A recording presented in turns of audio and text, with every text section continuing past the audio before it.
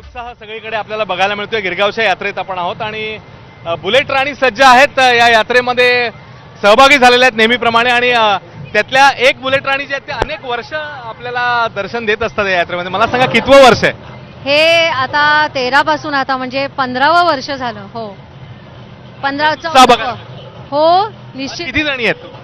मला वाटतं 100च्या पेक्षा जास्त काउंट आहे, जवळजवळ 120 की 125 कॅप बसवावा लागला, कारण ह्या वर्षी अजून जास्त उत्साह वाढला।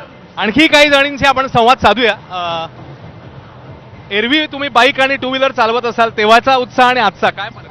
आज खूप आनंद होतोय, मराठी सण साजरा करतोय, त्यामुळे आपण मराठी संस्कृती जपण्यामध्ये खूप जास्त आनंद आहे।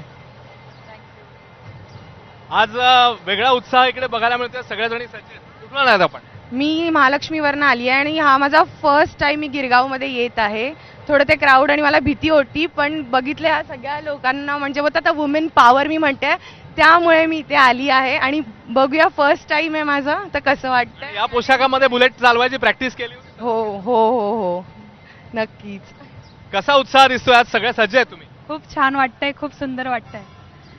आपण कुठून आलात? मी मलबार हिलवरून आले, खूप छान वाटतंय। तिसऱ्यांदा आले मी इथे, खूप छान वाटतंय। तेव्हा हा उत्साह आपण बघतोय। आता ही बुलेट राणींची पूर्ण टीम जी आहे ती सज्ज आहे। बुलेट आता पुढे मार्गस्थ होतील। दरम्यान आपण ठाण्याला जाऊया। माधुरी आहे आपल्या सोबत। माधुरी, ठाणेकर कसे सहभागी झाले त्या यात्रेमध्ये? कसा उत्साह दिसतोय तिकडे माधुरी? गुढीपाडव्यानिमित्त आज राज्यभरात वेगवेगळ्या शहरात